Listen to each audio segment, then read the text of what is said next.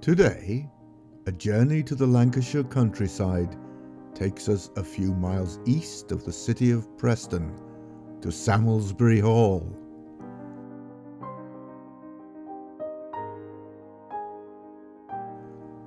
The walls of this quirky black and white timbered building hold within them tales of ghosts and witches, and a freezing cold temperature inside lends credence to these sinister stories. In the year 1612, Grace Sowerbuts, the 14-year-old granddaughter of Janet Brierly, accused her grandmother, along with two other women, Ellen Brierly and Jane Southworth, of witchcraft. She reported that the women had abused her and killed a 12-month-old baby, as well as exhuming a body from the churchyard, eating it, and using the fat to anoint their bodies so that they could transform their features.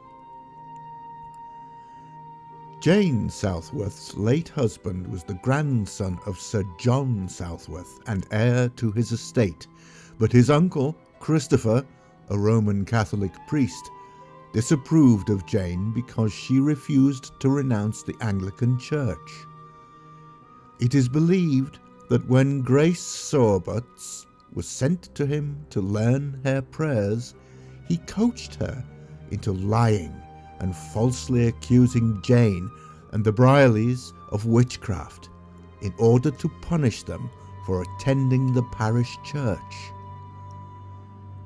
During the trial at Lancaster Castle, other witnesses also perjured themselves, alleging that Sir John Southworth believed Jane to be a witch, and that he was so terrified of her that he would avoid her at all costs. This could not have been true, however, as Sir John had died when Jane was still a young girl. Pretty soon the witnesses began to argue, and the case broke down.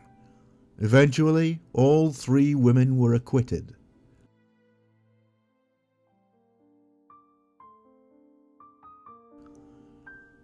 Another dark tale of Samlesbury Hall is that of the ghost of Dorothy Southworth, one of Sir John's daughters.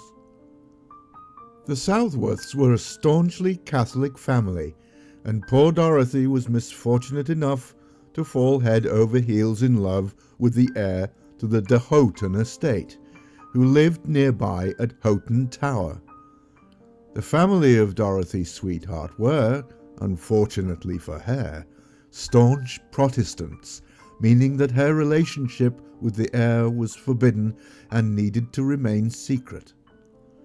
Dorothy and her beloved planned to elope one night, but her brothers got wind of their plans and hijacked de Houghton and two of his friends, swiftly killing them. Dorothy was subsequently sent to a convent in France where, it is said, she died of a broken heart. Her ghost has been seen and heard wandering the hall and its grounds, searching for her lost love.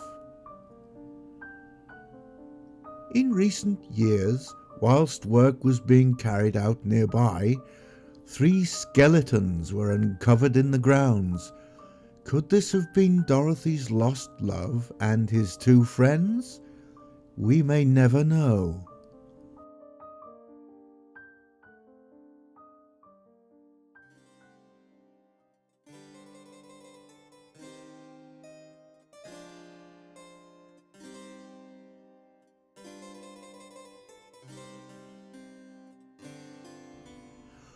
Our final dark tale of the Southworth family is of another John Southworth, who was a Roman Catholic priest. Having been trained at a seminary in Belgium, John returned to England to recruit people back into the Catholic Church. He was arrested for this multiple times before Cromwell finally had him arrested and convicted of treachery. He was hung, drawn and quartered at Tyburn on the 28th of June 1654. His remains were stitched back together and embalmed before being taken back to Belgium, where he was kept at the chapel at Douai until the French Revolution, when his casket was hidden. It was rediscovered in 1927 and now rests at Westminster Roman Catholic Cathedral.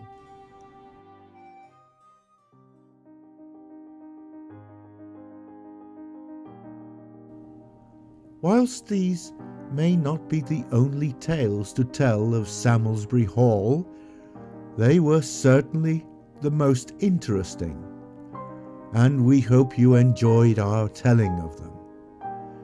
If you did, then please consider subscribing to the channel and giving us a thumbs up.